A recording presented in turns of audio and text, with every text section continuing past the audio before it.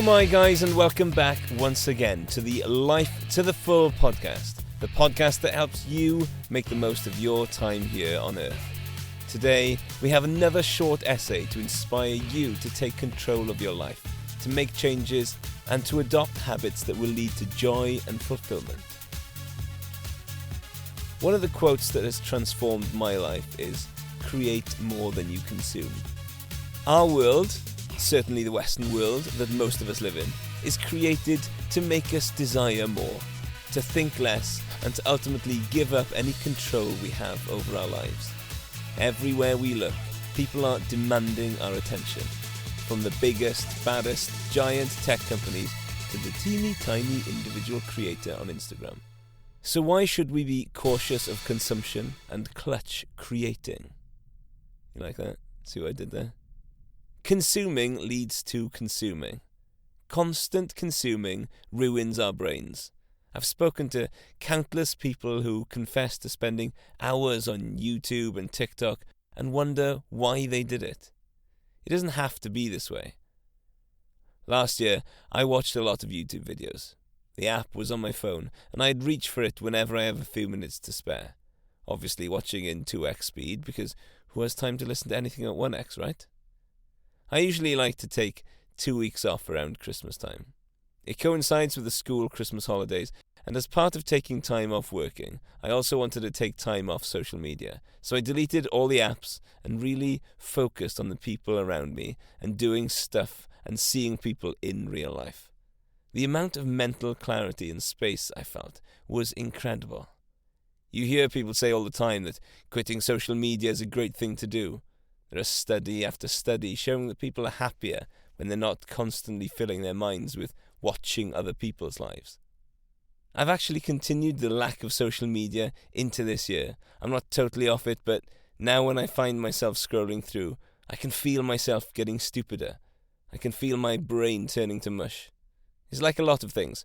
When you're in the thing, you can't feel how it's ruined your mind and body. But when you stop and step back, when you find yourself in old thought patterns and behaviors, you can see how destructive it is. If you have a diet filled with sugar, it can feel normal, and it's hard to see that it's affecting your physical health. But then if you stop, you can really notice how sweet things are, and how it affects your body when you have some. When I give myself space away from consuming, particularly mentally, I feel a clearness to my thinking that can't be there when I'm stuffing my brain with input at every waking moment.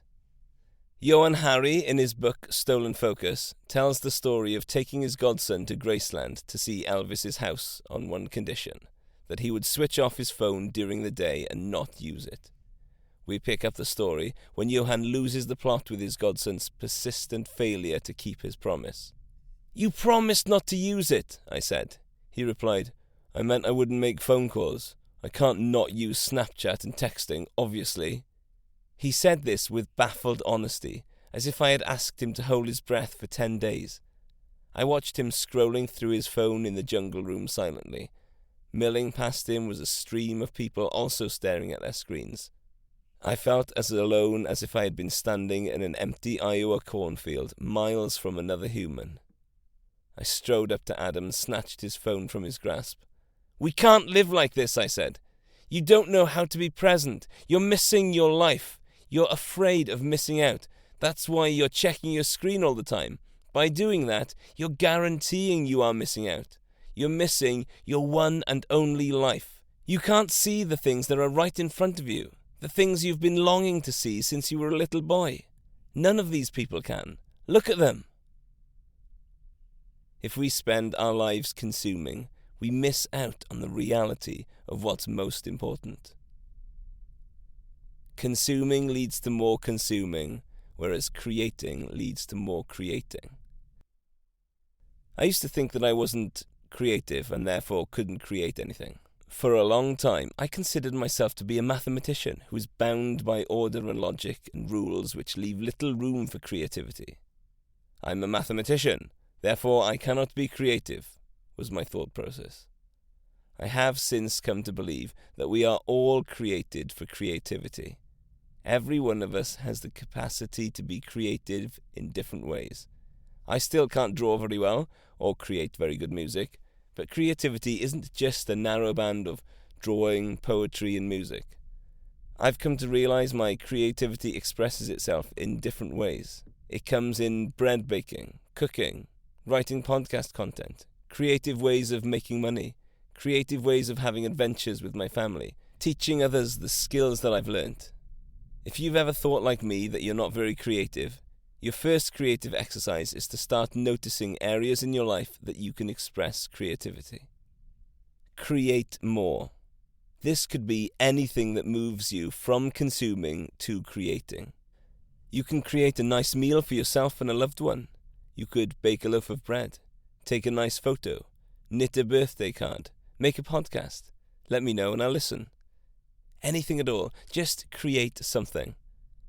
Just the simple act of creating is enough to feed the soul and bring a sense of satisfaction and joy.